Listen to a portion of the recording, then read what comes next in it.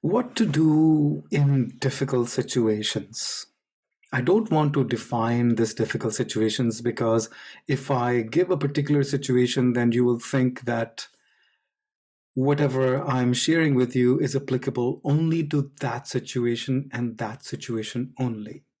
I can just say that what to do when you're stuck between a rock and a hard place, where both options seem undesirable, difficult, and I don't want to choose either one.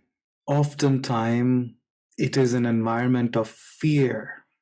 I'm afraid to choose either this side or that side. And I don't really know what to do.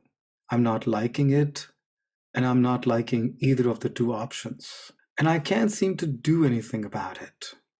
And I'm also expected to respond to a situation like this. What do I do? And this is what he told me. Very quickly, very promptly, and very easily and simply, he said, in that situation, I don't lean forward or I don't lean back. I don't say yes, I don't say no. I do not agree, I do not disagree.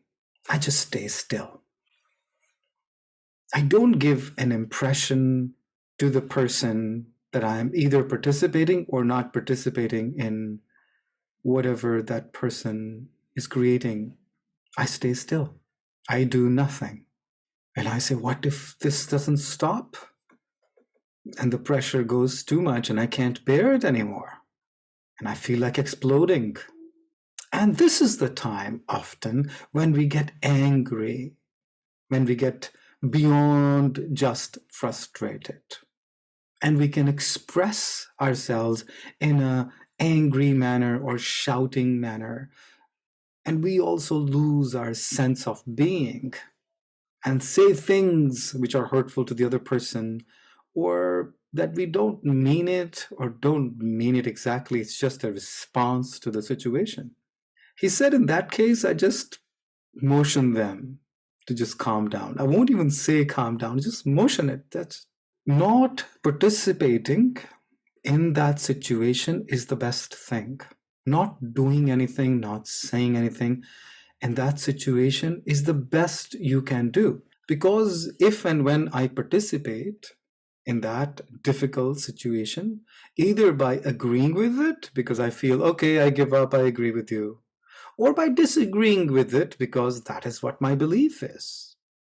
In other words, either promoting it or opposing it, either agreeing or disagreeing, I am putting my energy into the situation by participating.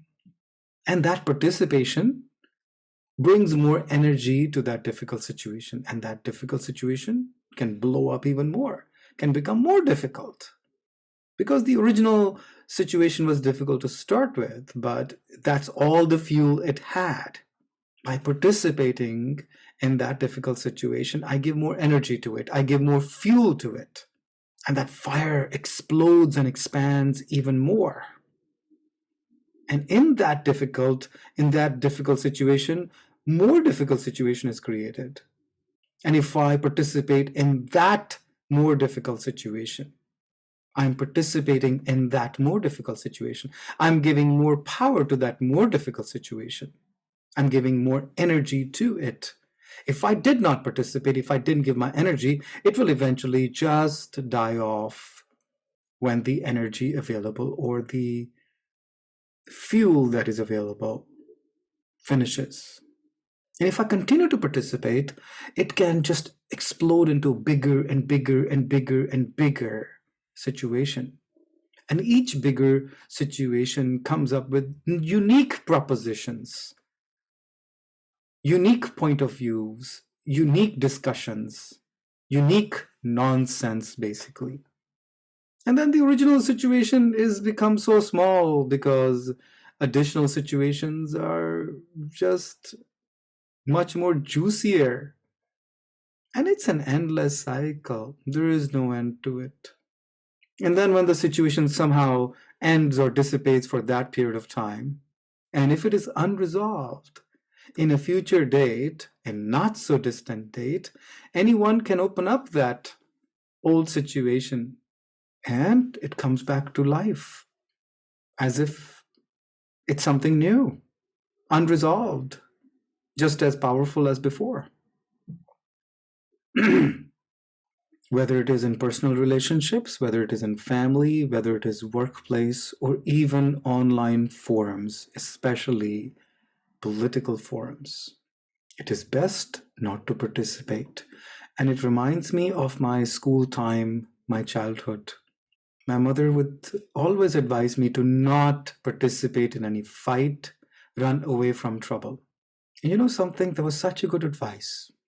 I almost never got into trouble because I just did not participate. I did not even stay there to look or listen. So, from a meditative practice, surrendering your mind, all the thoughts and feelings that are going as a response to that difficult situation, instead of focusing on the other person, instead of focusing on a difficult situation, instead of focusing on that environment, whether it is weather related, economical, political, social, interpersonal, whatever it may be. I surrender my thoughts and feelings and reactions because of the situation.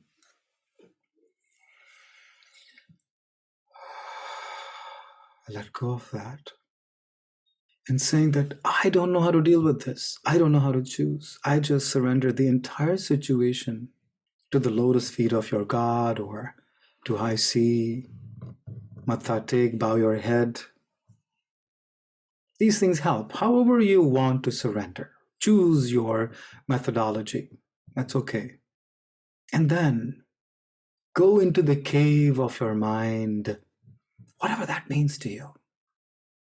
It could mean taking a complete digital detox, putting your phone away, or putting your phone in silent, away from the 5G electromagnetic radiations. Just go to nature. Go for a long, long, long walk. Take a water bottle with you and be silent. Be part of the nature. Or literally just meditate, whether in nature or at home, staying still, not expecting anything, and that nothingness. Only in the silence will you hear the voice of the God.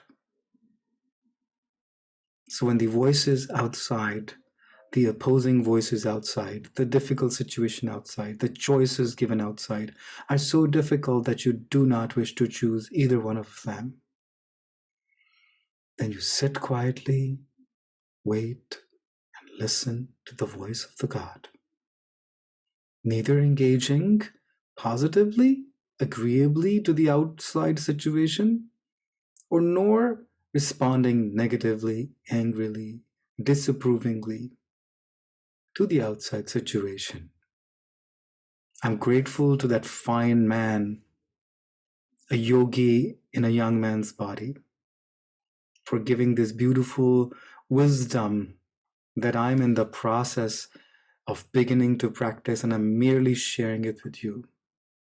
I love you, and I love me.